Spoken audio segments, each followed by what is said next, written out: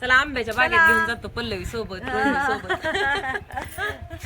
31 डिसेंबरचं celebration तर आम्ही रात्री सगळ्यांनी मिळून खूपच छान केलं. पण नवीन वर्षाची सुरुवात मात्र म्हणजे पहिल्या दिवसाची सुरुवात अशी निसर्गाच्या कुशीत होईल असं कधी मला स्वप्नात सुद्धा वाटलं नव्हतं. आणि ब्लॉगच्या सुरुवातीला मी तुम्हाला सांगितलंच की आम्ही आता ना सगळे मिळून आंब्याच्या बागेमध्ये चाललो होतो. आणि दादा, सचिन दादा, दीपक दादा, आहो सगळे वाट बघत बसले होते आमचे की आम्ही तिघी कधी बाहेर येतोय आणि कधी जायचं म्हणून. आणि घराच्या समोरूनच काल ब्लॉगमध्ये मी दाखवलं होतं की समोर मोसंबीची बाग आहे. तर या बागेकडून जाण्यासाठी, आंब्याच्या बागेकडे जाण्यासाठी एक रस्ता आहे आणि एक 4 चाकी गाड्या वगैरे जाणारा असा पण रस्ता आहे. बऱ्याच वेळेस रोहिणीच्या आणि पल्लवीच्या ब्लॉगमध्ये हा जंगलासारखा जाणारा रस्ता आहे ना, तो मी पाहिला होता. त्या रस्त्याचा आज पहिल्यांदाच मी अनुभव घेणार होते. आता जी तुम्ही बघितली ती मोठी मोसंबीची बाग आहे आणि ही जी आता छोटी झाडं दिसत होती ती छोट्या मोसंबीची बाग आहे त्यांची. आणि बघा तुमच्याशी गप्पा मारत मारत आलो सुद्धा. हाच रस्ता मी पल्लवीच्या आणि रोहिणीच्या ब्लॉगमध्ये बऱ्याच वेळेस पाहिला होता. आणि अगदी इथं गेल्यानंतर कुठंतरी लांबच आपण फिरायला आलेलो आहोत असा फील येतो. इतकी घनदाट झाडी आहे. म्हणजे त्यांचा ना नेहमीचा घरापासून आंब्याच्या बागेकडे जाण्याचा हा शॉर्टकट म्हणजे पाऊलवाट आहे असं म्हटलं तरी चालेल. पण खूप घनदाट अशी झाडं आणि काट्या आहेत तिथं. आणि इथून थोडंसं पुढे चालत गेलं की एक रस्ता आहे. तिथून मग ट्रॅक्टर, मग छोटी मोठी सगळीच वाहनं जातील ना अशा पद्धतीचा रस्ता आहे. बघा हा समोर दिसतोय का तुम्हाला इकडून. म्हणजे तुम्ही ना पल्लवीचे जर व्लॉग बघितले असतील, तुम्ही बघत असाल ना, तर तुम्हाला लक्षात येईल पल्लवी बऱ्याच वेळेस या गोष्टी शेअर करते. आता हा शॉर्टकट मधून आपण इथं आलो आणि हा आहे मोठा रस्ता. समोरच गेल्यानंतर ना इथं आंब्याची बाग आहे. आणि जाता जाता तुम्हाला या चौघाच्या नात्याबद्दल मी थोडंसं बोलेन. ही चौघ आहेत ना, खरं सांगायचं म्हणजे पल्लवी, रोहिणी, दीपक दादा, सचिन दादा अगदी एका आईची लेकरं असल्यासारखं ना मिळून राहतात. म्हणजे त्यांना एकमेकाच्या नात्याला कोणती कमतरता पडू देतील, भासू देतील असं राहत नाही. पल्लवीला जर भाऊ म्हणून गरज असेल तर दीपक दादा तिच्यासाठी असतात. रोहिणीला जर भावाची गरज असेल तर सचिन दादा तिच्यासाठी भाऊ म्हणून उभे असतात. म्हणजे दीर भाऊजे, बहीण भावांड, त्या दोघी बहिणी असं त्यांचं काही वेगळंच नातं आहे. ते त्यांच्यासोबत गेल्यानंतरच समजतं. आणि सचिन दादा आणि दीपक दादाचं नातं म्हणाल तर अगदी भावापेक्षा मित्रांचं असं नातं त्यांचं आहे. त्यामुळे इतकं भारी वाटतं त्यांच्यात गेल्यानंतर, परक्यापणाची थोडी पण जाणीव होत नाही. आणि बघा तुमच्याशी बोलत बोलत ना इथं आलतो तर बघा इथं ना गव्हाचं रान भिजवायचं चालू होतं आणि त्यात बगळे होते. आणि शेजारीच तुम्ही येताना आंब्याची बाग बघितली असेल की इथं इतका मोहर लागला होता ना, छान मंद असा त्या आंब्याच्या बागेचा दरवळ सुटला होता. इतका सुंदर आणि मनाला शांत करणारा असा ना त्या आंब्याच्या मोहराचा सुवास येत होता ना, अगदी तिथंच मन शेतामध्ये ना इतकं शांत आणि प्रसन्न वाटत होतं. असं वाटत होतं की तिथं बसून राहावं म्हणून. आणि इथं आम्ही ना आता गप्पा मारत मारत ना दुसऱ्या आंब्याच्या बागेकडे चाललो होतो. रात्रीच येणार ग, दिवसा कुठले येते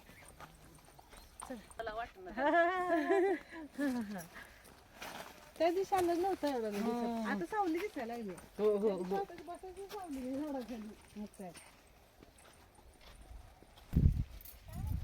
नाही या तर म्हणते बसती इथं तर बसती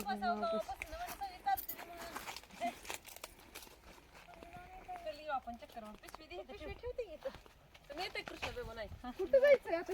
नाही नाही एवढंच आहे, नुसतं फिरून येतो बघून ग.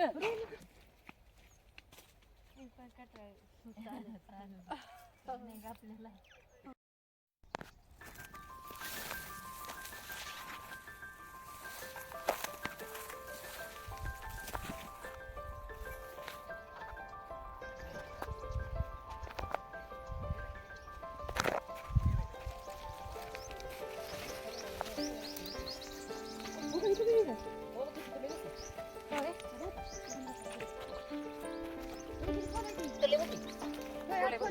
अशी दिसायचं तर मी खोल दिसते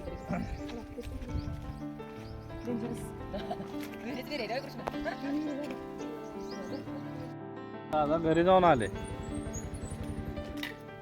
गाडी कोणी घेऊन आला तुम्ही? कोणासोबत गेला घरी? एकटंच गेलत. नाही कोण तर आलं मग आता गाडीवर कोण कोण बसणार? दादांनी बघा. आम्ही बसून पेंगायला लागलो. ट्रॅक्टर घेऊन वाटलं ती कस तर वाईट वाटलं हो गाडी आणल्यामुळं. होय बोललंय बघून. कुठे गेला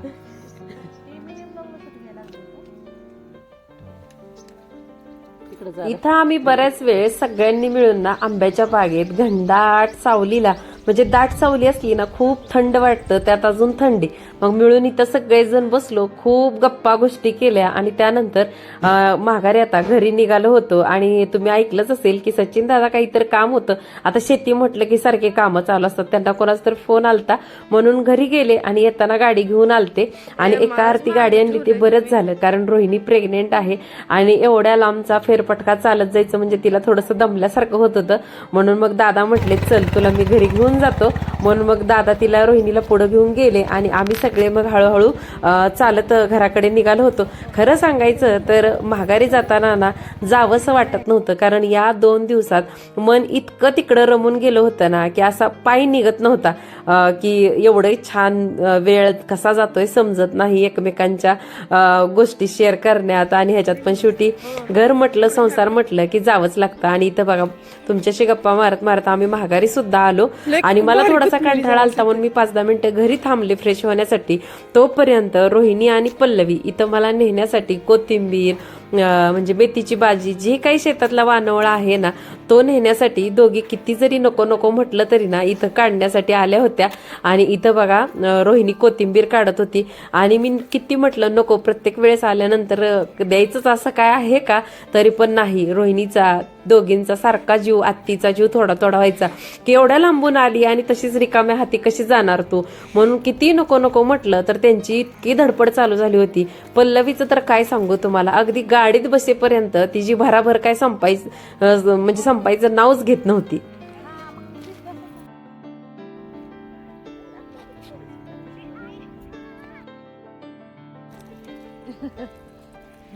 पल्लवी आणि रोहिणी इथं मेथी आणि कोथिंबीरीची भाजी घेऊन आल्या, तोपर्यंत मी फ्रेश झाले होते आणि म्हणून मग म्हटलं चली ती हरभऱ्याची भाजी थोडी खुडून आणूया.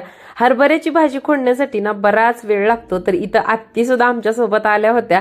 आणि हरभऱ्याची भाजी खोडण्यासाठी आत्ती एका हातात म्हणजे आंब असती ना हरभऱ्याच्या भाजीला ती लागती, म्हणून हाताला घालण्यासाठी हँड ग्लोव्ह सुद्धा घेऊन आल्या होत्या आणि रबर सुद्धा लावण्यासाठी घेऊन आल्या त्या.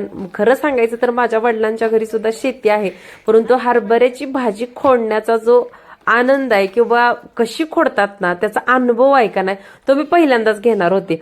पल्लवी मेथीची भाजी आणि कोथिंबीर ठेवण्यासाठी घरी आली होती, पण रोहिणी तिथंच थांबली होती की थोडी तरी भाजी जास्त खोडून होईल म्हणून तिथंच खुडत बसली होती. मग त्यानंतर आम्ही तिघी पण महागारी भाजी खोडण्यासाठी गेलो आणि इतकं रानात असं मस्त, तुम्ही समोर बघत असाल तर हरभऱ्याचे जे झाड आहेत का नाही ते ढाळे आहेत का नाही एवढे गच्च डेरेदार झाले होते ना, दिसायला खूप भारी दिसत होतं.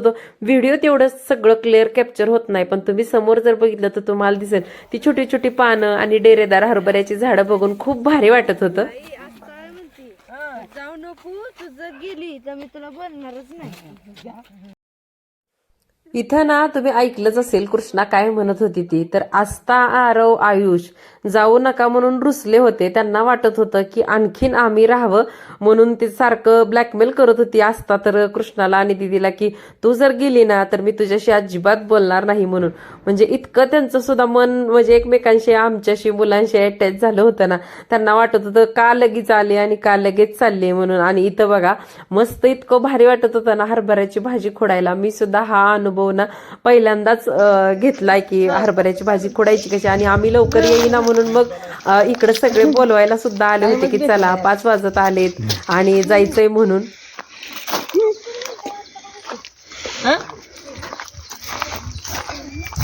चला आयुष बरोबर कपडे शेतात जाऊन सगळा वानवळा तर घेऊन आलो, पण वेळ झाली आता इथं निघण्याची. इथं रोहिणीनं पल्लवीनं मला हळदी कुंकू वगैरे लावलं, ओटी भरली. खरं सांगायचं तर जाण्याच्या वेळी मन खूप जड झालेलं होतं, डोळ्यात अश्रू हे आले होते, पण भरल्या धरल्या आणि हसत्या खेळत्या घरात अश्रू नको म्हणून आतले डोळ्यातले अश्रू डोळ्यातच गोठून घेतले आणि हसत्या चेहऱ्याने निघण्याचा प्रयत्न केला. आणि म्हटलं चला आपण पुढं तसंच डोळ्यात अश्रू आणून निघालो तर त्यांना पण वाईट वाटणार की त्रिवेणी जाताना रडली म्हणून. बरं कितीच राहिली पिशवी असेल पण कुठं आहे तो?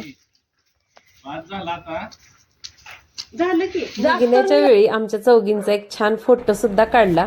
मामा येऊ का यायचंय बरं का मामा डायट लवकर मोडा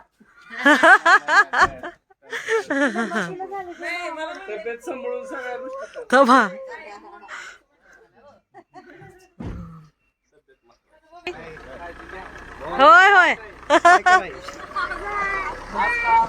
बाय बाय